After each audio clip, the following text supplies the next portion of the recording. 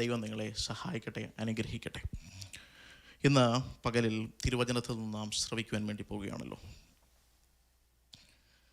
സങ്കീർത്തനം 3 നിന്നാണ് നാം തുടർന്നുള്ള നിമിഷങ്ങൾ ചിന്തിക്കുവാൻ വേണ്ടി പോകുന്നത്.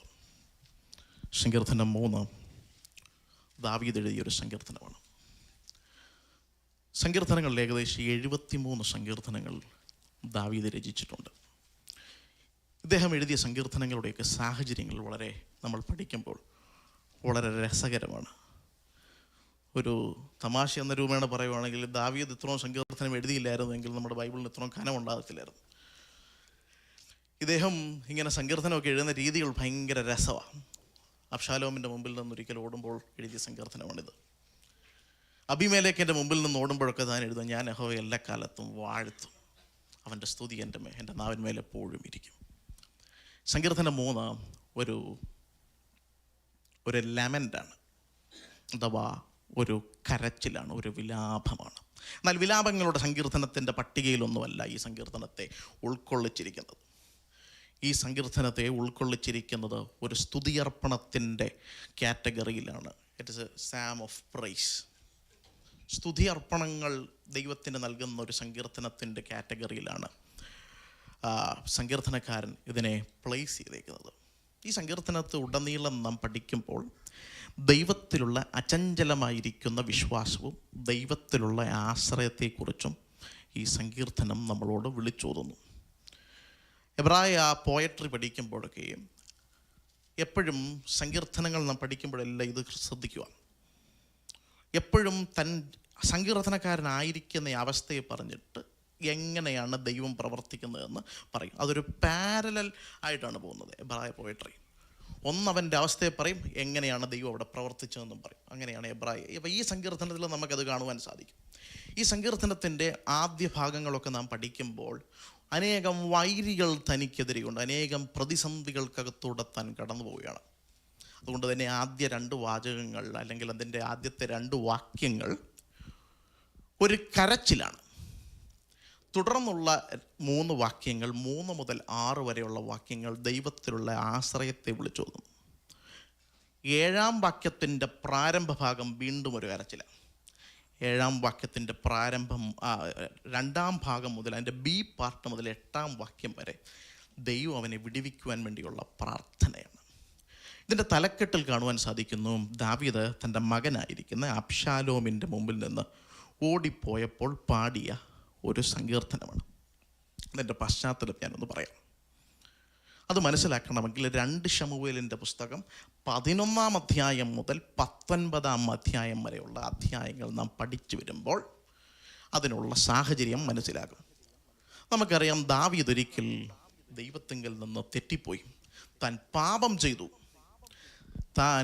പാപം ചെയ്തപ്പോൾ ഒരിക്കൽ ഒരു പ്രവാചകൻ, നാഥാൻ പ്രവാചകൻ, അവൻ്റെ അടുക്കൽ വന്നിട്ട് പറഞ്ഞു, ദാവീദേ, താങ്കൾ പാപം ചെയ്തിരിക്കുന്നു, അതുകൊണ്ട് ഒരു വാൾ നിന്റെ ഗ്രഹത്തെ വിട്ട് ഒരിക്കലും വിട്ടുമാറുകയില്ല. നീ രഹസ്യത്തിൽ ചെയ്ത പാപം ഇസ്രായേലിൽ പകൽ വെളിച്ചത്ത് നിന്റെ കുടുംബത്തിനകത്ത് നടക്കും. കാലമേറെ കഴിഞ്ഞു. ദാവീദിനൊരു മകനുണ്ടായി. ആമോൻ എന്നാണ് അവൻ്റെ മകൻ്റെ പേര്. ആമോൻ ഇങ്ങനെ ഒരിക്കലൊരു ആഗ്രഹം, അവൻ്റെ സ്റ്റെപ്പ് സിസ്റ്ററിനെ അവനൊരു ഹൃദയത്തിനുള്ളൊരു ആഗ്രഹം. അവളെ ബലമായി പിടിച്ച് കീഴടക്കി. ഇത് കേട്ടാറേ ദാവീദിൻ്റെ ഹൃദയത്തിനകത്ത് ദേഷ്യം വന്നു. അവൻ കോപിതനായെന്നാണ് തിരുവചനം പറയുന്നത്. അവൻ കോപിതനായെങ്കിലും ദാവീദൊന്നും അവനോട് ചെയ്തില്ല. എന്നാൽ ദാവീദിൻ്റെ മറ്റൊരു മകനുണ്ട്, അവൻ്റെ പേരാണ് അബ്ശാലോം. അബ്ശാലോം ഇങ്ങനെ കാത്തിരിക്കുകയാണ് ആമോനെതിരെ ഒരു പ്രതികാരം വീട്ടുവാൻ വേണ്ടി. ഉടനെ ഒന്നും ചെയ്തില്ല. 2 വർഷത്തോളം കാത്തിരുന്നു. അതിനുശേഷം ഒരു സൽക്കാര വിരുന്നവൻ വിളിച്ചൊരുക്കി. ആ സൽക്കാര വിരുന്നിലേക്ക് ആമോനെയും അവൻ കൊണ്ടുവന്നു. അവിടെ വെച്ച് അവനെ അവൻ നിഗ്രഹിച്ചിട്ട് അബ്ശാലോം ഒരു യാത്ര തിരിച്ചു. അവൻ ഗീഷോറിലേക്ക് 3 വർഷം പ്രവാസിയായി പോയി. 3 വർഷം അബ്ശാലോം പ്രവാസിയായി പോകും കാലം ദാവീദ് അതിദുഃഖിതനാണ്. തൻ്റെ മകനെക്കുറിച്ചുള്ള വ്യാകുലങ്ങൾ, തൻ്റെ ജീവിതത്തിനകത്ത് വരുന്ന പ്രതിസന്ധികൾ, നിങ്ങൾ ആലോചിക്കണം, ജീവിതത്തിനകത്ത് നല്ലൊരു സമയത്ത് നിൽക്കുമ്പോഴാണ്, രാജാവായി നിൽക്കുമ്പോഴാണ് തൻ്റെ ജീവിതത്തിലെ ഇരുണ്ട കാലഘട്ടങ്ങളിൽ കൂടെ ദാവീദ് സഞ്ചരിക്കുക. അങ്ങനെ അബ്ശാലോം 3 വർഷം പ്രവാസിയായി ഗീഷോറിൽ നിൽക്കുമ്പോൾ ദാവീദിന് തൻ്റെ മകനായിരിക്കുന്ന ഈ അബ്ശാലോമിനെ കാണുവാനൊരാഗ്രഹം. എന്നാൽ അത്ര എളുപ്പമല്ല കാര്യങ്ങളൊന്നും. താൻ തൻ്റെ മന്ത്രിയായിരിക്കുന്ന യോവാബിനെ പറഞ്ഞു വിട്ടു. അബ്ശാലോമിനെ കണ്ട് അവനെ തിരിച്ചു കൊണ്ടുവരണം. അവൻ അബ്ശാലോമിനെയായിട്ട് തിരിച്ച് യെരൂശലേമിലേക്ക് വരുവാണ്. ഈ വരുന്ന അബ്ശാലോമിനെ നിങ്ങളൊന്ന് കാണണം. അബ്ശാലോമിനെ കുറിച്ച് ബൈബിൾ പറയുന്നു, ഇസ്രയേലിലെങ്ങും അവനെപ്പോലെ സുന്ദരനും ശ്ലാഘ്യനുമായി ഒരുത്തനില്ല. അവൻ്റെ മുടിയുടെ ഭാരത്തെക്കുറിച്ച് ബൈബിൾ പറയുന്നു 200 ശേക്കൽ രാജതൂക്കം. വളരെ സുമുഖനായൊരു ചെറുപ്പക്കാരൻ. അതായത് 5 പൗണ്ടാണ് അവൻ്റെ മുടിയുടെ ഭാരം. അങ്ങനെ വരുന്ന ഇവൻ ദാവീദിനെ കാണുന്നില്ല. 2 വർഷമായിട്ടും അപ്പനും മോനും തമ്മിലൊരു ബന്ധമില്ല. ഒരിക്കൽ പോലും ആ മുഖമൊന്ന് കാണുവാൻ വേണ്ടി സമ്മതിച്ചിട്ടില്ല. അങ്ങനെ ഇരിക്കുമ്പോൾ ഒരു ദിവസം യോവാബ് ആണെങ്കിലും ഇവനെ വിളിച്ചുകൊണ്ട് വന്നേ. അവൻ യോവാബിൻ്റെ അടുക്കൽ ആളയച്ചു, എന്നെ കാണാൻ പറഞ്ഞു, എനിക്ക് എൻ്റെ അപ്പനെ കാണണം, രാജാവിനെ കാണണം. യോവാബ് ആദ്യമൊന്നും മറുപടിയൊന്നും പറഞ്ഞില്ല. ആദ്യത്തെ പ്രാവശ്യം പറഞ്ഞ് പറ്റത്തില്ല. 2ാമത്തെ പ്രാവശ്യവും വലിയ അനക്കമൊന്നും കണ്ടില്ല. 3ാമത്തെ പ്രാവശ്യം അബ്ശാലോമിന് മനസ്സിലായി തൻ്റെ നിലത്തിനടുത്ത് തന്നെയാണ് യോവാബിൻ്റെ ഒരു നിലം. യവം വളർത്തുന്ന നിലമാണ്. അവിടേക്ക് അവൻ തീയിട്ട് നശിപ്പിച്ചപ്പോൾ യോവാബ് തിരിച്ച് പെട്ടെന്ന് വന്നു. എന്താണ് കാര്യം? അബ്ശാലോം പറഞ്ഞു, എനിക്ക് എൻ്റെ അപ്പനെ കാണണം. അങ്ങനെ രാജാവിൻ്റെ അടുക്കൽ ചെന്നു. രാജാവിൻ്റെ അടുക്കൽ ചെന്ന് അവൻ നമസ്കരിച്ചു ദാവീദിനെ. ദാവീദ് അവനെ ചുംബിച്ചു. അപ്പനും മോനും നീണ്ട നാളുകൾക്ക് ശേഷം അവർ ഒന്നിക്കുന്നു. ദാവീദ് ഓർത്തെല്ലാം തീർന്നു. പക്ഷേ അത് ഒരാരംഭമായിരുന്നു. അബ്ശാലോമിന് അന്നൊരു ഹൃദയത്തിലൊരാഗ്രഹം, അവന് രാജാവാകണം. അവനെന്ത് ചെയ്യുന്നു? അവൻ ഒരു കുതിരയെയും ഒരു ചാരിയറ്റും ഒക്കെ വാങ്ങിച്ച് 50 പടയാളികളെ അവൻ്റെ രഥത്തിന് മുമ്പിൽ ഓടേണ്ടതിനായി അവൻ വാങ്ങിച്ചു. എന്നിട്ട് പ്രഭാതത്തിൽ ഈ അബ്ശാലോം എഴുന്നേൽക്കും. യെരൂശലേമിൻ്റെ പടിവാതിക്കൽ പോയി നിൽക്കും. ആളുകളൊക്കെ വന്ന് അവനെ കാണുവാൻ വേണ്ടി തുടങ്ങി. അവൻ പറഞ്ഞു, ഇവിടെ ന്യായം പാലിക്കുന്നവർ ന്യായമൊന്നും പാലിക്കുന്നില്ല. എന്നോട് പറഞ്ഞാൽ മതി, ഞാൻ ന്യായം പാലിച്ചു തരാം. കാലമേറെ കഴിഞ്ഞു. 4 വർഷം കഴിഞ്ഞപ്പോൾ, 4 സംവത്സരം കഴിഞ്ഞപ്പോൾ ജനത്തിൻ്റെ ഹൃദയം അബ്ശാലോമിനോട് കൂടെ ചേർന്നു. ജനമെല്ലാം ദാവീദിനെ മറന്നു. അങ്ങനെ ഇരിക്കുമ്പോൾ അബ്ശാലോമിൻ്റെ ഹൃദയത്തിൽ മറ്റൊരാഗ്രഹം. അവൻ ജനത്തെ കൊണ്ടെല്ലാം പറയിപ്പിച്ചു, ഞങ്ങൾക്ക് രാജാവായി ഇവനെ വേണം, അബ്ശാലോമിനെ വേണം. രാജാവായിരിക്കുന്ന ദാവീദിൻ്റെ രാജസിംഹാസനമെല്ലാം അട്ടിമറിച്ചു കൊണ്ടുകൊണ്ട് മറ്റൊരു മകൻ കയറി വരുന്നു. ദൈവത്താൽ നിയമിക്കപ്പെടാത്ത മനുഷ്യൻ. ദൈവത്താൽ നിയമിച്ച ദാവീദിൻ്റെ ഭരണകൂടത്തെ ഒരു രാത്രി കൊണ്ടല്ല, അവൻ 4 സംവത്സരം എടുത്തതാ അട്ടിമറിച്ചുകൊണ്ട് കയറി വരിക. അട്ടിമറിച്ചുകൊണ്ട് വരുമ്പോൾ ദാവീദ് അവിടെ നിന്ന് ഒരു ഒറ്റ ഓട്ടം. അവൻ യെരൂശലേമിൽ നിന്നൊരു ഓട്ടം തിരിച്ചു. പോകുന്ന വഴി ഏതെന്നറിയണ്ടേ? അവൻ പോകുന്ന കൂട്ടത്തിൽ ആരെയും കൊണ്ടാണ് പോകുന്നതും കൂടെ നോക്കണം. ചേവകന്മാരെ കുറിച്ച് 600 ഗിത്യരയൊക്കെ ആയിട്ട് ദാവീദ് ഇങ്ങനെ പോവാ. എവിടെയാ പോകുന്നേ? കിദ്രോൻ തോട് അവൻ കടന്നു. കിദ്രോൻ തോട് കടന്നപ്പോൾ ജനമെല്ലാം കരച്ചിൽ തുടങ്ങി. കാരണം ദൈവത്താൽ നിയമിക്കപ്പെട്ടവൻ ഇതാ കിദ്രോൻ തോട് കടന്നു പോകുന്നു. ഈ പോകുന്നവനെ നിങ്ങൾ നോക്കണേ. രാജാവായി നിയമിക്കപ്പെട്ടവൻ്റെ തലയിൽ കിരീടമൊന്നുമില്ല. തിരുവചനം പറയുന്നു അവൻ തല മൂടിയിട്ട് പോകുന്നു. അവൻ്റെ കാലുകളിലേക്കൊന്ന് നോക്കണം, ചെരുപ്പൊന്നുമില്ല. അവനിങ്ങനെ കരഞ്ഞും വിലപിച്ചും കൊണ്ട് ഒലിവുമല കയറുമ്പോൾ എഴുതിയ സങ്കീർത്തനമാണ് 3-ാം സങ്കീർത്തനം. അവിടെ വെച്ച് പറയുവാണ്, അങ്ങനെ ആ ഒലിവുമല കയറുമ്പോഴുള്ള പ്രാർത്ഥനയാണ്, യഹോവേ എൻ്റെ വൈരികൾ എത്ര പെരുകിയിരിക്കുന്നു. സ്വന്തം മകൻ മാത്രമല്ല ഇന്നിപ്പോൾ വൈരി തനിക്ക് വൈരി ആരെന്നറിയണ്ടേ? തൻ്റെ മന്ത്രിസഭയിലുള്ളവരെല്ലാം വൈരിയായി. അഹീതോഫേലൊക്കെ തനിക്കെതിരെ തിരിഞ്ഞു. താൻ ഇന്ന് വരെ ചിന്തിച്ചുകൊണ്ടിരുന്ന വിശ്വസ്തന്മാരെല്ലാം തനിക്കെതിരെ തിരിയുമ്പോൾ ദാവീദ് ദൈവസന്നിധിയിൽ കരഞ്ഞ സങ്കീർത്തനമാണ് സങ്കീർത്തനം 3. അവിടെ വെച്ച് അവൻ പറയുവാണ്, എൻ്റെ വൈരികളൊക്കെ പെരുകിയിരിക്കുന്നു, എന്നോട് എതിർക്കുന്നവർ അനേകർ. ദാവീദിനെ നിങ്ങളൊന്ന് പഠിക്കണം. ദൈവത്താൽ നിയമിക്കപ്പെട്ടൊരു മനുഷ്യൻ,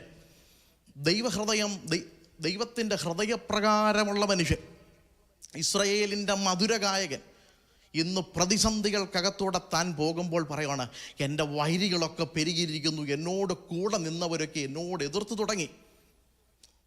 അത് കഴിഞ്ഞിട്ട് പറയുവാണ്, അവന് ദൈവത്തിങ്കിൽ നിന്ന് രക്ഷയില്ല എന്നവർ പറയുക. ഷെമയെക്കുറിച്ച് പറഞ്ഞു. ഷെമയെ പറഞ്ഞു, അല്ലയോ നീചക, രക്തപാതക, നീ പോ എന്ന് ദാവീദിനോട് ഒരിക്കൽ ശപിച്ചുകൊണ്ട് പറഞ്ഞു. അവരെല്ലാം പറയുവാണ്, ദാവീദിന് ഇനി രക്ഷയില്ല. പക്ഷെ ദാവീദ് ദൈവത്തിൽ പ്രത്യാശ വെച്ചുകൊണ്ടിരിക്കുക. ദാവീദിൻ്റെ പ്രത്യാശയാണ് 3-ാം വാക്യം. ദാവീദ് പറയുവാണ്, ഞാൻ യഹോവയോട് ഉച്ചത്തിൽ നിലവിളിക്കുന്നു. 3-ാം വാക്യം, നീയോ യഹോവേ എനിക്ക് ചുറ്റും പരിചയ. ദാവീദ് യുദ്ധമൊക്കെ ചെയ്തിട്ടുള്ള മനുഷ്യനാണ്. ദാവീദ് വലിയ യുദ്ധങ്ങളൊക്കെ ചെയ്തിട്ടുള്ളൂ. പരിചയമൊക്കെ ഇട്ട് പരിചയമുള്ളൊരു മനുഷ്യനാണ്. പക്ഷെ ഇവിടുത്തെ പരിചയം ഒരു പ്രത്യേക പരിചയമാണ്. അവൻ്റെ ചുറ്റും യുദ്ധത്തിന് പോകുന്നവരെപ്പോഴും പരിചയം ഫ്രണ്ടിലാണ് ധരിക്കുന്നത്.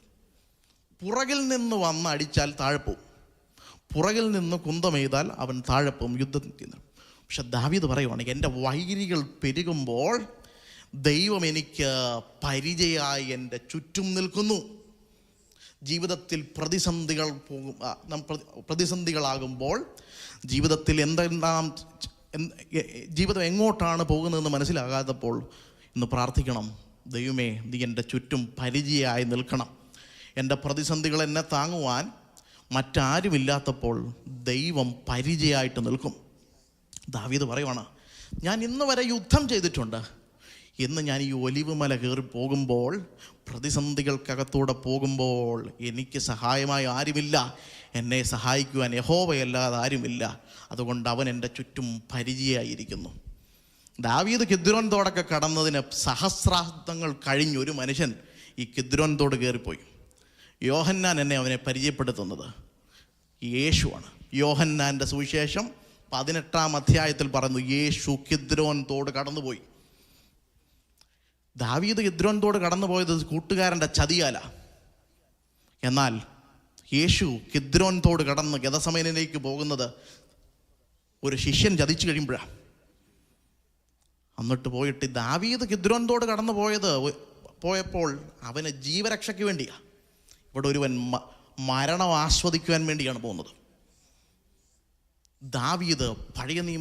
ദാവീദും യേശുവും തമ്മിലുള്ളൊരു താരതമ്യേന പഠനമാണ് ഇതിനകത്ത് കാണുന്നത്.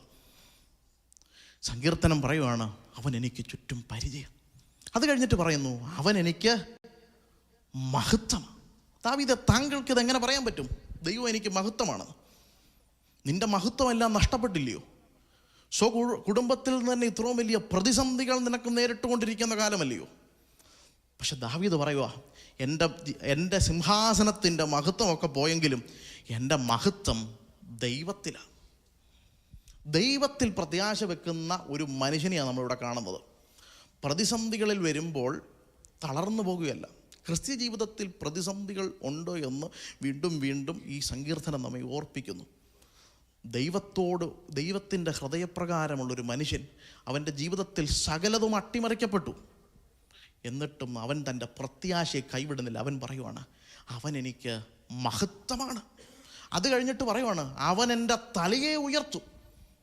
ഇന്ന് തല മൂടിയിട്ടാണ് താൻ ആ കിദ്രോൻ തോട് നടന്ന് ആ ഒലിവ് മല കയറി പോകുന്നത്. സകലതും നഷ്ടപ്പെട്ട് ഒരു ചെരുപ്പ് പോലും ഇടുവാൻ വകയില്ലാതെ പോകുന്ന മനുഷ്യൻ പറയുവാണ്, അവൻ എൻ്റെ തലയെ ഉയർത്തും. God will restore everything back. ഒന്നുമില്ല തൻ്റെ കയ്യിൽ, മരണഭയം കൊണ്ട് ഓടുകയാണ്. ഇനി എവിടെ ചെല്ലുമെന്നറിയത്തില്ല, തിരിച്ചു വരുവാൻ പറ്റുമെന്ന് പോലും അറിയില്ല. പക്ഷെ കാലങ്ങൾക്ക് ശേഷം വന്നു, താൻ തിരിച്ചു മടങ്ങി വന്നു. പക്ഷെ ദാവീദിൻ്റെ പ്രത്യാശ നോക്കുക, അവൻ എൻ്റെ തലയെ ഉയർത്തുന്ന ദൈവമാണ്. ഇന്ന് നാം പ്രതിസന്ധികൾക്കകത്തൂടെയാണോ പോകുന്നത്? ജീവിതം നാം ചിന്തിക്കുന്ന രീതിയിലല്ലയോ പോകുന്നത്? ദൈവത്തിന് വേണ്ടി ഇറങ്ങി തിരിച്ചിട്ടും നാം ഉദ്ദേശിക്കുന്ന രീതിയിലാണോ ജീവിതം പോകുന്നത്? എന്നാൽ ഇവിടെ പറയുവാണ്, അവൻ എനിക്ക് പരിചയമായിട്ടുള്ള ദൈവമായതിനാൽ അവൻ എന്നെ തല ഉയർത്തും, അവൻ എന്നെ മടക്കി വരുത്തും, എൻ്റെ രാജസന്നിധിയിലേക്ക് മടക്കി വരുത്തും. അത് കഴിഞ്ഞിട്ട് ദാവീദ് പറയുവാണ്, ഞാൻ യഹോവയോട് ഉച്ചത്തിൽ നിലവിളിക്കുന്നു, അവൻ തൻ്റെ വിശുദ്ധ പർവ്വതത്തിൽ നിന്ന് ഉത്തരം അരുളി ചെയ്യുകയും ചെയ്യുന്നു. ഇവിടെ ദാവീദ് താൻ പണ്ടായിരുന്ന സാഹചര്യത്തെ ഓർത്തെടുത്ത് പറയുകയാണ്. അതുകൊണ്ടാണ് അതിൻ്റെ അവിടെ ഒരു വാക്കുകൂടുണ്ട്, സേല. സേല എന്ന് പറഞ്ഞൊരു പോസാണ്. അതൊരു പോയട്രിയിൽ ഒരു പോസ. എന്നിട്ട് താൻ ഇന്ന് വന്ന് വരെ ദൈവം ചെയ്ത കാര്യങ്ങൾ ഒന്നുകൂടെ ഒന്ന് പെട്ടെന്ന് ചിന്തിക്കുന്നൊരു കാര്യമാണ് സേല. അവിടെ പറയുവാണ്, ഞാൻ യഹോവയോട് ഉച്ചത്തിൽ നിലവിളിക്കുന്നു, തൻ്റെ വിശുദ്ധ പർവ്വതത്തിൽ നിന്ന് ഉത്തരം അരുളി ചെയ്യുന്നു. താൻ പണ്ട് ഇസ്രായേലിലായിരുന്നപ്പോൾ, യെരൂശലേമിലായിരുന്നപ്പോൾ ദൈവത്തോട് താൻ ഉച്ചത്തിൽ നിലവിളിച്ചു. അവൻ തൻ്റെ പ്രാർത്ഥനകൾക്കെല്ലാം ഉത്തരം അരുളി. പക്ഷെ ദൈവത്തെക്കുറിച്ചുള്ള ഒരു കാര്യം അവിടെ പറയുന്നുണ്ട്, അവൻ ഉത്തരമരുളുന്ന ദൈവമാണ്. ദൈവത്തിൻ്റെ ഒരു പ്രൊറഗേറ്റ്, ദൈവത്തിൻ്റെ ഒരു ആട്രിബ്യൂട്ട് അവിടെ പറയുക, അവൻ ഉത്തരമരുളുന്ന ദൈവമാണ്. അവൻ പ്രാർത്ഥനകൾക്ക് മറുപടി തരുന്ന ദൈവമാണ്. നമ്മുടെ ചോദ്യങ്ങൾക്ക് അവൻ എപ്പോഴും ഉത്തരം തരുന്ന ദൈവമാണ്. എന്താ ദാവീദേ താങ്കൾക്ക് ഇത്ര ഉറപ്പ് ദൈവം ഉത്തരം തരുമെന്ന്? കാരണം അവൻ എൻ്റെ പരിചയമായിട്ട് നിൽക്കുക. ശത്രുക്കൾ എനിക്ക് ചുറ്റും നിൽക്കുമ്പോൾ, എന്നെ കൊല്ലുവാൻ വേണ്ടി ഒരുപറ്റം ആളുകൾ ഇങ്ങനെ നിൽക്കുമ്പോൾ എന്നെ അവന് തൊടുവാൻ പറ്റുന്നില്ല. കാരണം എന്തുവാണ്? ദൈവം എനിക്ക് പരിചയമായിട്ട് നിൽക്കുന്നുണ്ട്. എൻ്റെ പ്രാർത്ഥനകളെ അവൻ കേൾക്കുന്ന ദൈവമാണ്. ദൈവത്തെക്കുറിച്ചുള്ള കാഴ്ചപ്പാടുകൾ ദാവീദ് ഈ സങ്കീർത്തനത്തിനകത്ത് നമ്മളെ വിവരിച്ചു തരുന്നു. ദൈവത്തെക്കുറിച്ച് പലവിധ 6 തരത്തിലാണ് പറയുന്നത്. ദൈവം എനിക്ക് പരിചയമാണ്, ദൈവം എൻ്റെ മഹത്വമാണ്, ദൈവം എൻ്റെ തല ഉയർത്തുന്നതിനുമാണ്. അത് കഴിഞ്ഞിട്ട് പറയുന്നു, ദൈവം എനിക്ക് ഉത്തരം തരുന്ന ദൈവമാണ്. അടുത്ത വാക്യത്തിലേക്ക് നമുക്ക് പോകാം. 5-ാം വാക്യം, ഞാൻ കിടന്നുറങ്ങി, യഹോവ എന്നെ താങ്ങുകയാൽ ഞാൻ ഉണർന്നിരിക്കുന്നു. താനിപ്പോൾ കാട്ടിലാണ്, ഉറങ്ങുവാൻ പറ്റത്തില്ല. പക്ഷെ അവിടെ പറയുവാണ്, ഞാൻ ഉറങ്ങി. എന്താ താങ്കൾക്ക് ഉറങ്ങുവാൻ ഇത്ര സമാധാനം കിട്ടുന്നത്? ദൈവം എന്നെ താങ്ങുന്ന ദൈവമാണ്. അവൻ എനിക്ക് ഉത്തരം തരുന്ന ദൈവം മാത്രമല്ല, അവൻ എന്നെ താങ്ങുന്ന ദൈവമാണ്. ഇവിടെ കിടന്നുറങ്ങി എന്നാണ് പറയുന്നത്. സമാധാനത്തോടെ താൻ കിടന്നുറങ്ങുകയാണ്. യുദ്ധസമാനമായിരിക്കുന്ന കാലയളവിൽ കൂടെ പോകുന്നൊരു മനുഷ്യനാണ്. തനിക്ക് തൻ്റെ മകൻ തന്നെ ഏത് സമയത്ത് കിട്ടിയാലും തന്നെ കൊല്ലും. അവിടെ വെച്ച് പറയുകയാണ്, ഞാൻ കിടന്നുറങ്ങി, ഞാൻ മനസമാധാനത്തോടെ കിടന്നുറങ്ങി. നമ്മുടെ പ്രതിസന്ധികളിൽ നമ്മളെ മുമ്പോട്ട് നയിക്കേണ്ടത് ദൈവത്തിലുള്ള സമാധാനമായിരിക്കണം. കാരണം ദൈവമാണ് ഇതെല്ലാം നമ്മുടെ ജീവിതത്തിലെ പ്രതിസന്ധികളെല്ലാം കൊണ്ടുതരുന്നത്. കാരണം ദൈവത്തിലുള്ള ആശ്രയം വർദ്ധിക്കണം. മനുഷ്യരല്ല നമ്മുടെ ആശ്രയം വേണ്ടത്, ദൈവത്തിലാണ് നമ്മുടെ ആശ്രയം വേണ്ടത്. അതുകൊണ്ട് സങ്കീർത്തനക്കാരൻ പറയും, ഞാനിവിടെ കിടന്നുറങ്ങി, അവൻ എന്നെ ഒന്നും ചെയ്യുവാൻ പറ്റിയില്ല. കാരണം അവൻ എൻ്റെ പരിചയമായിട്ട് നിൽക്കുക, അവൻ എനിക്ക് ഉണർന്ന് നിൽക്കുക. ഞാൻ യുദ്ധത്തിൽ കൂടെ കടന്നു പോകുമ്പോൾ എനിക്കാരെയും എന്നെ സഹായിക്കുവാനില്ലാതെ ദൈവം എൻ്റെ പരിചയമായി അവൻ എൻ്റെ ചുറ്റും നിൽക്കുകയാണ്. അവൻ എൻ്റെ ചുറ്റും നിൽക്കുകയാണ്. വൈരികൾ എനിക്കില്ല എന്നല്ല പറയുന്നു, എൻ്റെ വൈരികളിലും അവൻ എന്നെ സഹായിച്ച് അവനൊരു കവചമായി എൻ്റെ കൂടെ നിൽക്കുകയാണ്. അതുകൊണ്ട് അവൻ എന്നെ താങ്ങുന്ന ദൈവമാണ്. ദൈവത്തെക്കുറിച്ചുള്ള ആഴമായ ഒരു കാഴ്ചപ്പാടാണ് സങ്കീർത്തനക്കാരനോടുള്ളത്. അവൻ ഉണർന്നിരിക്കുക മാത്രമല്ല, അവൻ എൻ്റെ പ്രതിസന്ധികളിൽ എന്നെ താങ്ങി മുമ്പോട്ട് നയിക്കും. ഞാൻ വീണു പോകാമോ, ഞാൻ ഈ കാട്ടിനകത്ത് എൻ്റെ ജീവിതം അവസാനിക്കും ചിലപ്പോൾ, പക്ഷെ അവിടെ നിന്ന് വീണു പോകാതെ എന്നെ ഇങ്ങനെ അനുദിനം ഇങ്ങനെ നയിച്ചുകൊണ്ടിരിക്കുകയാണ്. ക്രിസ്ത്യ ജീവിതത്തിൽ നാം എല്ലാവരും ഈ പ്രതിസന്ധികൾക്കകത്തൂടെ കടന്നു പോകുന്നതായിരിക്കും. ദാവീദിന് യുദ്ധമായിരുന്നു, നമുക്ക് അങ്ങനെയുള്ള യുദ്ധമൊന്നുമല്ല. നമുക്ക് നമ്മുടെ പരീക്ഷകൾ വ്യത്യസ്തമാണ്. നമ്മുടെ ജീവിതത്തിൽ പാപമായിരിക്കാം, നാം അതിലകപ്പെട്ടിരിക്കുകയായിരിക്കാം. അതിൽ നിന്ന് ഞാൻ എങ്ങനെ പുറത്തു വരുവാൻ പറ്റുമോ ഇല്ലയോ എന്ന് നമ്മൾ ചിന്തിച്ചുകൊണ്ടിരിക്കുകയായിരിക്കാം. പക്ഷെ തിരുവചനം നമ്മെ ഓർപ്പിക്കുന്നു, അവൻ നിന്നെ താങ്ങുന്ന ദൈവമാണ്. ദൈവത്തോട് അടുക്കുന്നവനെ അവൻ താങ്ങുന്ന ദൈവമാണ്. അവൻ തള്ളിക്കളയുന്ന ദൈവമല്ല, അവൻ നമുക്ക് വേണ്ടി ഉണർന്നിരുന്ന് പ്രവർത്തിക്കുന്ന ദൈവമാണ്. അത് കഴിഞ്ഞിട്ട് പറയുന്നു 6-ാം വാക്യം, എനിക്ക് വിരോധമായി ചുറ്റും പാളയം ഇറങ്ങിയിരിക്കുന്ന 1000 ജനങ്ങളെ കണ്ട് ഞാൻ ഭയപ്പെടുകയില്ല. ദാവീദേ, താങ്കൾ എന്താ ഭയപ്പെടാത്തെ? താങ്കൾക്ക് ഭയപ്പെടുവാൻ അനേകം കാരണങ്ങളുണ്ടല്ലോ. താങ്കൾക്ക് നിരാശനാകുവാൻ അനേകം കാരണങ്ങളുണ്ടല്ലോ. താങ്കൾ വീണു പോകുവാൻ അനേക കാരണങ്ങളുണ്ടല്ലോ, പക്ഷെ താങ്കൾ എന്താ ഭയപ്പെടാതെ? ഈ പ്രതിസന്ധിക്കകത്തൂടെ പോകുമ്പോൾ ദാവീദ് പറയും, എൻ്റെ കൂടെ ദൈവം ഉണ്ടെന്ന് എനിക്ക് ഉറപ്പാണ്. എന്നെ ദൈവമാണ് നിയമിച്ചിരിക്കുന്നത്. അബ്ശാലോമിനെ നിയമിച്ചത് ദൈവമല്ല, അവൻ്റെ സ്വമനസ്സാൽ കയറി വന്നിരിക്കുന്നതാ. പക്ഷെ എന്നെ നിയമിച്ചത് ദൈവമാണ്. ഞാൻ കാട്ടിലായിരുന്നപ്പോൾ ഒരു മനുഷ്യനും എന്നെ കാണാനില്ലഞ്ഞപ്പോൾ അവനാ എന്നെ വിളിച്ചത്. ആ ദൈവത്തെക്കുറിച്ചാണ് ദാവീദ് പറയുന്നത്, അവൻ എന്നെ താങ്ങുന്ന ദൈവമാണ്, ഞാൻ ഭയപ്പെടത്തില്ല. ദൈവമാണ് വിളിച്ചിരിക്കുന്നത്. നമ്മയെല്ലാം വിളിച്ചിരിക്കുന്നത് ദൈവമാണ്. നമ്മുടെ പ്രതിസന്ധികളിൽ അവൻ താങ്ങും, നമ്മുടെ പ്രയാസത്തിൽ ദൈവം താങ്ങും. അബ്ശാലോം താൻ സ്വയം മനസ്സാൽ താൻ കയറി വന്നതാ. അവനെ ദൈവം നിയമിച്ചവനല്ല, ദൈവം നിയമിച്ചത് ദാവീദാ. ദൈവത്താലാണ് നമ്മയെല്ലാം ദൈവം വിളിച്ചിരിക്കുന്നത്. അവൻ്റെ വിലയേറിയ വിളിക്കകത്ത് നമ്മെ അവൻ ഉൾക്കൊള്ളിച്ചിരിക്കുകയാണ്. അതുകൊണ്ട് നാം വീണു പോകാതെ നാം അനുദിനം കർത്താവിൽ ആശ്രയിച്ച് മുമ്പോട്ട് പോകണമെന്ന് സങ്കീർത്തനം നമ്മെ ഓർപ്പിക്കുന്നു. ഈ സങ്കീർത്തനം പറയുന്നു, ഞാൻ ഭയപ്പെടുകയില്ല. എൻ്റെ മുമ്പിലുള്ള ഒരാളല്ല, അവിടെ പറയുന്നു 1000 ആളുകളാണ് എനിക്ക് ചുറ്റും വിരോധമായി നിൽക്കുന്നത്. അതായത് ഒരു രാജ്യം മുഴുവൻ തനിക്കെതിരാ. ഈ സങ്കീർത്തനം എഴുതുന്ന കാലത്ത് ഒരു രാജ്യത്തിലെ ആളുകളെയെല്ലാം അവൻ്റെ മനം കവർന്ന് അബ്ശാലോമിനോട് കൂടെ ചേർത്തു. തന്നോടുകൂടെ നിൽക്കുവാൻ വളരെ ചുരുക്കം പേരേ ഉള്ളൂ. തന്നോടുകൂടെ നിൽക്കുവാൻ ആരുമില്ല. ഇപ്പം വളരെ 1-2 പേരേ ഉള്ളൂ. ബാക്കി എല്ലാവരും അവൻ മനം തിരിച്ചു കൊണ്ടുപോയി. തനിക്ക് ആശ്രയിക്കുവാൻ ഇപ്പം പറ്റുന്നത് ദൈവം മാത്രമേ ഉള്ളൂ. ജീവിതത്തിൽ അങ്ങനെയുള്ള സാഹചര്യത്തിൽ കടന്നു പോയിട്ടുണ്ട്. കൂടെ നിൽക്കുന്നവർ ചതിക്കുന്നത്, ചതിയിൽ അകപ്പെട്ടി മനുഷ്യൻ. താൻ ഏറ്റവും വിശ്വസിച്ചിരുന്ന ഒരു മന്ത്രി അഹീതോഫേൽ ഇന്ന് തന്നോടുകൂടെ ഇല്ല.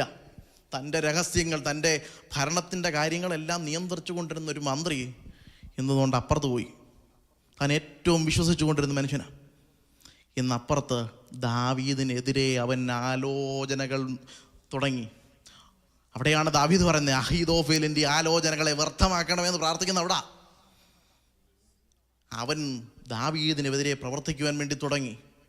തൻ്റെ സ്വന്തം മകൻ ദാവീദിനെതിരെ പ്രവർത്തിക്കുവാൻ വേണ്ടി തുടങ്ങി. ആ വേദനകളുടെ നടുവിൽ ദാവീദ് പറയുവാണ്, ഞാൻ ഭയപ്പെടത്തില്ല. എന്താ ദാവീദേ താങ്കൾക്ക് ഭയപ്പെടാത്തത്? ഞാൻ വിശ്വസിച്ചിരിക്കുന്നത് ദൈവത്തിലാണ്. ദൈവത്തിലുള്ള വിശ്വാസമാണ് തന്നെ ഭയത്തിൽ നിന്ന് മാറ്റിയത്. ഭയം മനുഷ്യനെ ഏതറ്റം വരെയും കൊണ്ടുപോകാം. പക്ഷേ ഭയത്തിനകത്ത് വീണു പോകുന്നൊരു മനുഷ്യനാണ്. പക്ഷെ അവിടെ വെച്ച് പറയണം, ഞാൻ ഭയപ്പെടത്തില്ല. ദൈവത്തെക്കുറിച്ചുള്ള 6 ആട്രിബ്യൂട്ട്സ് അങ്ങോട്ട് പറഞ്ഞത്. 3-ാം വാക്യം മുതൽ നമ്മളിങ്ങോട്ട് കാണുന്നത് എന്തൊക്കെയാണ്? ദൈവം എനിക്ക് പരിചയമാണ്, അവൻ എൻ്റെ മഹത്വമാണ്, അവൻ എൻ്റെ തല ഉയർത്തുന്നവനാണ്, അവൻ എനിക്ക് ഉത്തരം അരുളുന്ന ദൈവമാണ്, അവൻ താങ്ങുന്ന ദൈവമാണ്. അതുമാത്രമല്ല, അതുകൊണ്ട് ഞാൻ ഭയപ്പെടത്തില്ല. ഇത്രയും പറഞ്ഞിട്ട് ദാവീദ് പറയുകയാണ്, ഇനി ഒരു പ്രാർത്ഥനയാണ് കാണുന്നത്. ദൈവമേ എഴുന്നേൽക്കണമേ. കാരണം എനിക്ക് ദൈവത്തെക്കുറിച്ചുള്ള കാഴ്ചപ്പാടുകൾ മാറി. ഇന്ന് വരെ ഞാൻ ചിന്തിച്ചു കൂട്ടിയ രീതിയിലല്ല. എനിക്ക് ദൈവത്തെക്കുറിച്ച് ഞാൻ പഠിച്ചു ഈ പ്രതിസന്ധിക്കകത്ത്. അതുകൊണ്ട് എനിക്ക് വേണ്ടി നീ പ്രവർത്തിക്കുവാൻ വേണ്ടി എഴുന്നേൽക്കണമേ. ദൈവമേ നീ എഴുന്നേൽക്കണമേ. ദൈവം എഴുന്നേറ്റാൽ ശത്രുക്കൾ ചിതറിപ്പോവുമെന്നറിയാം ദാവീദിന്. താൻ തൻ്റെ അനുഭവത്തിൽ കണ്ടിട്ടുണ്ട്. താൻ പറയുവാണ്, ദൈവമേ നീ എഴുന്നേൽക്കണമേ. എന്നിട്ട് പറയും, എൻ്റെ ദൈവമേ എന്നെ രക്ഷിക്കണമേ. 2-ാം വാക്യത്തിൽ ചിലർ പറഞ്ഞു, ദൈവത്തിന് നിന്നെ രക്ഷിക്കുവാൻ പറ്റത്തില്ല. പക്ഷെ ഇവിടെ പറയുവാണ്, ദൈവത്തിന് രക്ഷിക്കാൻ പറ്റുമെന്ന് തനിക്കുള്ള കാഴ്ചപ്പാട് മാറി. ദൈവത്തിലുള്ള ആശ്രയമാണ് എന്നെ രക്ഷിക്കുന്നത്. പുതിയ നിയമ വിശ്വാസി എന്തുവാണ് രക്ഷിക്കുന്നത്? ദൈവത്തിലുള്ള അചഞ്ചലമായ വിശ്വാസമാണ് രക്ഷിക്കുന്നത്. പുതിയ നിയമ വിശ്വാസി എന്താണ് രക്ഷിച്ചത്? അവൻ്റെ നിർമ്മലമായ രക്തമാണ് രക്ഷിച്ചത്. പുതിയ നിയമ വിശ്വാസിക്ക് പുതുജീവൻ തന്നത് ക്രിസ്തുവിലുള്ള ആശ്രയവും ക്രിസ്തുവിൻ്റെ രക്തത്തിലാണ് നാം വീണ്ടെടുക്കപ്പെട്ടത്. അതുകൊണ്ട് സങ്കീർത്തനം പറയുവാണ്, ദൈവമേ എന്നെ രക്ഷിക്കണമേ. ജീവിതത്തിൽ പാപത്തിനകത്താണോ നിങ്ങൾ? അഡിക്ഷനകത്താണോ നിങ്ങൾ? രക്ഷപ്പെടുവാൻ സാധ്യതകളില്ലാത്ത ഇടത്താണോ നിങ്ങൾ? ഇവിടെ പറയുന്നു, ദാവീദ് പറയുന്നു, ദൈവത്തോട് പറയുവാണ്, ദൈവമേ എന്നെ രക്ഷിക്കണമേ, കാരണം എൻ്റെ വിളിപ്പുറത്ത് അവൻ ഇറങ്ങി വരുന്ന ദൈവമാണ്. ദാവീദിന് ദൈവത്തെക്കുറിച്ച് മനസ്സിലായി. എന്നിട്ട് പറയുവാണ്, എൻ്റെ ശത്രുക്കളെയൊക്കെയും ചെകിട്ടത്തടിച്ചോ, നീ ദുഷ്ടന്മാരെയൊക്കെയും പല്ല് തകർത്ത് കളഞ്ഞു. ഇതൊരു പേഴ്സണൽ റിവഞ്ചായിട്ട് നിങ്ങൾക്ക് വായിക്കുമ്പോൾ തോന്നും. അവരുടെ ചെകിട്ടത്തടിച്ച് അവൻ്റെ പല്ലുകളെയൊക്കെയും തകർത്ത് കളഞ്ഞു. ഇതൊരു പേഴ്സണൽ റിവഞ്ച് അല്ല. താൻ ദൈവത്താൽ നിയമിക്കപ്പെട്ടൊരു മനുഷ്യനാണ്. ദൈവജനത്തെ നയിക്കുന്നൊരു മനുഷ്യൻ ആ രാജ്യത്തിനെതിരെ പോരാടുന്നവരോട് പറയുകയാണ്, അവൻ പല്ലുകൊണ്ട് അവൻ എന്നെ കടിച്ച് കീറുന്ന രീതിയിലാണ് കടന്നു വരുന്നേ, അവനെ നീ ഇല്ലാതാക്കും.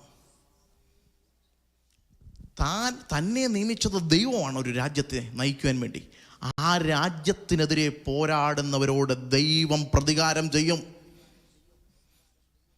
ദൈവരാജ്യത്തിനെതിരെ പ്രവർത്തിക്കുന്നവരോട് ദൈവം പ്രവർത്തിക്കും. അതാണ് അതിൻ്റെ പുതിയ നിയമത്തിൻ്റെ പെർസ്പെക്റ്റീവ്. ദൈവരാജ്യത്തിനെതിരെ ദൈവിക കാര്യങ്ങൾക്കെതിരെ പ്രവർത്തിക്കുന്നവരോട് ദൈവം പ്രവർത്തിക്കണമേ എന്നുള്ളൊരു പ്രാർത്ഥനയാണ് ദാവീദിൻ്റെ. അത് കഴിഞ്ഞിട്ട് ദാവീദ് പറയുവാണ്, രക്ഷ യഹോവയ്ക്കുള്ളയാകുന്നു. മൂന്നാമത്തെ പ്രാവശ്യമാണ് താൻ ആ വാക്ക് ഇവിടെ ഉപയോഗിക്കുന്നത്. ഒരിക്കൽ പറയുന്നു, നിന്നെ ആരും രക്ഷിക്കത്തില്ല. മറ്റൊരിക്കൽ പറയുവാണ്, എന്നെ രക്ഷിക്കണമേ. താനിപ്പോൾ പറയുവാണ്, യഹോവയാണ് രക്ഷിക്കുന്നത്. മനുഷ്യരെല്ലാവരും പറയുവാണ്, നിന്നെ രക്ഷിക്കാൻ ഒരു മനുഷ്യൻ പോലും ഇല്ല. പക്ഷെ ദാവീദ് പറയുവാണ്, യഹോവ എന്നെ രക്ഷിക്കും.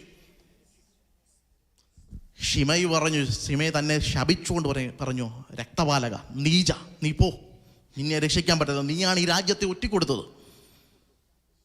കൂടെ നിന്ന മനുഷ്യരെല്ലാം പറഞ്ഞു, നീയാണ് ഈ രാജ്യത്തെ നശിപ്പിച്ചത്. പക്ഷെ ദാവീദിന് പറയുവാൻ ഒന്നേ ഉള്ളൂ, ദൈവമാണ് എന്നെ രക്ഷിക്കുന്നത്. കൂടെ നിൽക്കുന്ന മനുഷ്യരെല്ലാം തനിക്കെതിരെ തിരിഞ്ഞു. തൻ്റെ ഉറ്റ സ്നേഹിതർ, തൻ്റെ മകൻ, തൻ്റെ കുടുംബം മുഴുവൻ തനിക്കെതിരെ നിൽക്കുമ്പോൾ ഇവിടെ ഒരു ഇമോഷണൽ സ്ട്രഗിൾ അകത്തുണ്ട് ഈ മനുഷ്യൻ്റെ അകത്ത്. പുറത്തു നിന്നുള്ള യുദ്ധം മാത്രമല്ല, അകത്തു നിന്നുള്ളൊരു ഇൻറ്റേർണൽ യുദ്ധം നടക്കുക ഹൃദയത്തിനകത്ത് വ്യാകുലങ്ങൾ മാത്രമല്ല. ഞാനിനി ആരെ വിശ്വസിക്കൂ എന്നുള്ള ചിന്തയിലാണ് ദാവീദ് നിൽക്കുന്നത്. ദാവീദിനോട് ദൈവം പറയുന്നൊരു കാര്യമുണ്ട്, യഹോവയ്ക്ക് മാത്രമേ ഉള്ളൂ നിന്നെ രക്ഷിക്കാൻ പറ്റത്തുള്ളൂ. മനക്ലേശം കൊണ്ട് നമ്മളിങ്ങനെ ഒരു പോരാട്ടത്തിലാണ് താൻ. ഇനി താൻ ആരെ വിശ്വസിക്കും? വിശ്വസിച്ചവരെല്ലാം തനിക്കെതിരെ തിരിച്ചു. ആരെയും വിശ്വസിക്കുവാനില്ലാത്തപ്പോൾ എനിക്ക് വിശ്വസിക്കാൻ പറ്റിയ ഒരു മനുഷ്യനാണ് ദൈവം. ഒരു മനുഷ്യനെ എനിക്ക് വിശ്വസിക്കാൻ പറ്റത്തില്ലെങ്കിലും എന്നെ ചതിക്കാത്തൊരു മനുഷ്യനുണ്ടെങ്കിൽ അത് ദൈവം മാത്രമേ ഉള്ളൂ. എന്നെ അവൻ ചതിക്കുന്നവനല്ല. അവൻ എന്നെ പാതി വഴിയിൽ ഉപേക്ഷിക്കുന്ന ദൈവമല്ല. വിളിച്ചിറക്കിയ നിന്നെ, ദാവീദേ, താങ്കളെ ഞാനാണോ വിളിച്ചിറക്കി നിന്നെ രാജസിംഹാസനത്തിൽ ഇരുത്തിയത്? എങ്കിൽ ഞാൻ തന്നെ യഹോവ. എന്നെ കൊണ്ട് ചെയ്യാൻ പറ്റുന്നതൊക്കെ നിനക്ക് വേണ്ടി ഞാൻ ചെയ്യും. നീ ഇവിടെ വരുവാൻ വേണ്ടി ഒരു യോഗ്യതയില്ലാത്ത മനുഷ്യനായിരുന്നു. പക്ഷെ നിന്നെ ഞാനാ ഇവിടെ കൊണ്ടുവന്നേ. നീ ആടുകളെ മേയിച്ചുകൊണ്ട് നടന്നൊരു മനുഷ്യനാ. ഒന്നുമില്ല, യോഗ്യതകളൊന്നും പറയാനില്ല. പക്ഷെ ദൈവമാണോ നമ്മെ വിളിച്ചത്? എന്നാൽ ദൈവം നമ്മെ രക്ഷിക്കും. ദൈവത്തിൻ്റെ വിളി കേട്ടാണോ ഇറങ്ങിയത്? ദൈവം നമ്മെ രക്ഷിക്കുന്ന ദൈവമാ. ഇവിടെ സങ്കീർത്തനം ഉടനീളം പറയുവാണ്, രക്ഷിക്കുന്ന ദൈവം. ഏത് സാഹചര്യത്തിൽ നിന്നാണ് പറയുന്നത് രക്ഷിക്കുന്ന ദൈവമെന്ന്? എല്ലാവരും ചതിച്ചു ഒറ്റപ്പെടുമ്പോൾ, ഒരു മനുഷ്യനിലും എനിക്ക് ആശ്രയം വെക്കുവാനില്ലാത്തപ്പോൾ പറയുവാണ്, എന്നെ രക്ഷിക്കുന്ന, എനിക്ക് വിശ്വസിക്കുവാൻ പറ്റുന്ന ഒരുവൻ മാത്രമേ ഉള്ളൂ, അതെൻ്റെ ദൈവം മാത്രമാണ്. ആ ദൈവത്തിലുള്ള വിശ്വാസം വർദ്ധിക്കണം. അതാണ് സങ്കീർത്തനക്കാരൻ ഉടനീളം പറയുന്നത്. തന്നോട് തന്നെ പറഞ്ഞുകൊണ്ടിരിക്കുന്ന ഒരു കാര്യമാണ്. ഇവിടെ ഒരിക്കൽ പോലും ദൈവം തന്നോട് ഇവിടെ സംസാരിക്കുന്നില്ല. ഈ സങ്കീർത്തനത്തിൽ യഹോവ സംസാരിക്കുന്നില്ല. പക്ഷെ തൻ്റെ കാഴ്ചപ്പാടുകൾ മാറുകയാണ്. കാഴ്ചപ്പാടുകൾ എപ്പോഴും നമ്മുടെ ഉൾക്കണ്ണുകൾ തുറക്കും. ഒരു എൻലൈറ്റൻമെൻറ്റ് വരും നമ്മുടെ അകത്ത്. പ്രതിസന്ധികൾക്കകത്ത് നാം ദൈവത്തെ കാണുവാൻ വേണ്ടി ശ്രമിക്കണം. ഈ പ്രതിസന്ധി എങ്ങനെ വന്നെന്നല്ല, ദൈവമേ, ഈ പ്രതിസന്ധിക്കകത്തൂടെ എനിക്ക് നിന്നെക്കുറിച്ചുള്ള കാഴ്ചപ്പാടുകൾ എങ്ങനെ മാറുവാൻ സാധിക്കും? എൻ്റെ കാഴ്ചപ്പാടുകളെ തിരിക്കുന്നതായിരിക്കണം പ്രതിസന്ധികൾ. ആ പ്രതിസന്ധിക്കകത്തൂടെ ഞാൻ ദൈവത്തെ കൂടുതലായി അറിയണം. അതാണ് സങ്കീർത്തനക്കാരൻ നമ്മളെ ഓർപ്പിക്കുന്നത്. പ്രതിസന്ധികൾക്കകത്തൂടെ എൻ്റെ അകത്തെ കണ്ണ് നീ പ്രകാശിപ്പിക്കണം. ഒരിക്കൽ ദാവീദ് പറഞ്ഞേ, എൻ്റെ ഉൾക്കണ്ണുകളെ നീ പ്രകാശിപ്പിക്കണം. എന്താണ് ഉൾക്കണ്ണുകളെ പ്രകാശിപ്പിക്കുന്നത്? പ്രതിസന്ധിയിൽ ദൈവം ആരെന്ന് വെളിപ്പെടുകയാണ്. ദൈവത്തിൻ്റെ ആട്രിബ്യൂട്ടുകളെയെല്ലാം സങ്കീർത്തനക്കാരൻ ഇങ്ങനെ മനസ്സിലാക്കിയിട്ട് പറയുവാണ്, അവൻ രക്ഷിക്കുന്ന ദൈവമാണ്. അതുകൊണ്ട് നിൻ്റെ അനുഗ്രഹം നിൻ്റെ ജനത്തിന്മേൽ വരുമാറാകട്ടെ. എൻ്റെ ജനത്തിന്മേൽ നല്ല സങ്കീർത്തനക്കാരൻ പറയുന്നത്, ഞാനായി രാജ്യത്തെ ഭരിക്കുന്നേ എന്നല്ല പറയുന്നത്. നിൻ്റെ അനുഗ്രഹം നീ വിളച്ചിറക്കിയ ജനത്തിൻ്റെ മേൽ വരണം. നീ എന്നെ ഇവിടെ ആക്കിയെന്നേ ഉള്ളൂ, കാരണം പക്ഷേ ഇത് എൻ്റെ ജനമല്ല, ഇത് നിൻ്റെ ജനമാണ്. അവരുടെ മേൽ നീ അനുഗ്രഹത്തെ ചൊരിയണം. നാം ദൈവത്തിൻ്റെ ജനമാണ്. ദൈവീക അനുഗ്രഹം നമ്മൾ വരണം. അത് ദൈവീക സ്വഭാവത്തിൽ കൂടെയാകണം. ദൈവീക സ്വഭാവത്തിൽ കൂടെയാണ് ദൈവീക അനുഗ്രഹം നമ്മളിൽ വരുന്നത്.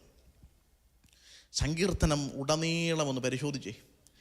ദൈവത്തെക്കുറിച്ചുള്ള കാഴ്ചപ്പാടുകൾ ഇങ്ങനെ മാറി മാറി വരിക. ഈ മനുഷ്യന് എവിടെ വെച്ചാ കാഴ്ചപ്പാട് മാറുകയോ? മരുഭൂമിയിലിരിക്കുമ്പോഴാണ്. ഓട്ടത്തിനിടയ്ക്കാണ് മാറിയത്. സേഫ് സോണിൽ ഇരുന്നു കൊണ്ടല്ല ദൈവത്തിനോടുള്ള കാഴ്ചപ്പാട് മാറിയത്. ജീവിത മരണത്തിൻ്റെ മുമ്പിൽ വെച്ചാണ് ദൈവത്തെക്കുറിച്ച് തനിക്കുള്ള വലിയ വെളിപ്പാടുകൾ കിട്ടുന്നത്. നമ്മുടെ ജീവിതത്തിൻ്റെ പ്രതിസന്ധികളിൽ, ആകുലതകളിൽ, രോഗങ്ങളിൽ, ക്ഷീണങ്ങളിൽ സകലതും നഷ്ടപ്പെടുമ്പോൾ നമ്മുടെ ഉൾക്കണ്ണ് പ്രകാശിക്കേണ്ടതിന് വേണ്ടി നാം പ്രാർത്ഥിക്കണം. വർഷിപ്പ് ടീമിന് കടന്നു വരാം. നമ്മുടെ ഉൾക്കണ്ണുകൾ പ്രകാശിക്കേണ്ടതിന് വേണ്ടി പ്രാർത്ഥിക്കണം. ഈ സങ്കീർത്തനം പറയുകയാണ്, ഞാൻ ദൈവത്തിലുള്ള ആശ്രയം, എൻ്റെ ആശ്രയം വർദ്ധിക്കണം. പക്ഷേ ആശ്രയം വർദ്ധിക്കുന്നത് എങ്ങനെയാണ്? എൻ്റെ ഉള്ളിലെ കണ്ണ് തുറക്കുമ്പോഴാണ്. എൻ്റെ ഉള്ളിലെ കണ്ണ് തുറക്കുമ്പോൾ ഞാൻ അവനെ കൂടുതൽ അറിയും. അതുകൊണ്ട് തളർന്നു പോകാതെ ക്രിസ്തുവിലുള്ള ആശ്രയം അനുദിനം വളർത്തിക്കൊണ്ടുവരുവാൻ ദൈവം നമ്മളെ സഹായിക്കട്ടെ. ഒരു നിമിഷം കണ്ണുകളെ അടയ്ക്കാം. ഹല്ലേലൂയ, സ്തോത്രം. പരിശുദ്ധനും നിത്യനുമായ ഞങ്ങളുടെ സ്വർഗീയ നല്ല പിതാവേ, നല്ല നിമിഷത്തിനായി അവിടത്തേക്ക് ഞങ്ങൾ സ്തുതിക്കുന്നു. തിരുവചനത്തിൽ നിന്ന് ദൈവമേ ശ്രദ്ധിക്കുവാൻ, പഠിക്കുവാൻ അവിടുന്ന് ഞങ്ങൾക്ക് തരുന്ന നല്ല അവസരങ്ങൾക്കായി അവിടത്തേക്ക് ഞങ്ങൾ നന്ദി പറയുന്നു. ദാവീദിൻ്റെ ജീവിതത്തിൽ ഞങ്ങൾ പഠിച്ചു, ഞങ്ങളെ രക്ഷിക്കുന്ന ദൈവം, ഞങ്ങളുടെ ദുർഗമായിരിക്കുന്ന ദൈവം, ഞങ്ങളുടെ പരിചയമായിരിക്കുന്ന ദൈവം, ഞങ്ങളെ താങ്ങുന്ന ദൈവം. ഞങ്ങളുടെ ജീവിതത്തിൻ്റെ പ്രതിസന്ധികളിൽ ആശ്രയിക്കുവാൻ ഞങ്ങൾക്ക് ആരുമില്ലാത്തപ്പോൾ ആശ്രയിക്കുവാൻ പറ്റുന്ന ദൈവമെന്ന് ഞങ്ങളെ ഒരിക്കൽ കൂടെ നീ ഞങ്ങളെ അറിയിച്ചതിന് നന്ദി കർത്താവേ. ശിഷ്യന്മാർ അവർ അക്കരയ്ക്ക് പോകുമ്പോൾ വലിയ കാറ്റും കോളും അടിച്ചു. അവർ വ്യാകുലപ്പെട്ടപ്പോൾ മർക്കോസിന്റെ സുവിശേഷം ഇങ്ങനെ എഴുതുന്നു, യേശുവോ അവൻ ദൂരത്തു നിന്ന് കണ്ടു. ഈ പ്രഭാതത്തിൽ ഞങ്ങളുടെ പ്രതിസന്ധികളിൽ ഞങ്ങളോട് കൂടെ വന്ന് ദൈവം നീ ഇരിക്കുമാറാകണമേ. ഞങ്ങളെ നീ ദൂരത്ത് നിന്ന് കാണുന്ന ദൈവമാണല്ലോ. ഞങ്ങൾ നശിച്ചു പോകാതെ രക്ഷപ്പെടേണ്ടതിന് ക്രിസ്തുവിൽ ഞങ്ങൾ വീണ്ടും ആശ്രയിക്കുന്നു. ദൈവത്തിലുള്ള ആശ്രയം അനുദിനം വർദ്ധിച്ച് ദൈവത്തിനു വേണ്ടി നിലനിൽക്കുവാൻ ഞങ്ങളെ സഹായിക്കണമേ. യേശുവിൻ്റെ അൻപേറിയ നാമത്തിൽ തന്നെ ആമേൻ. Amen. Praise God.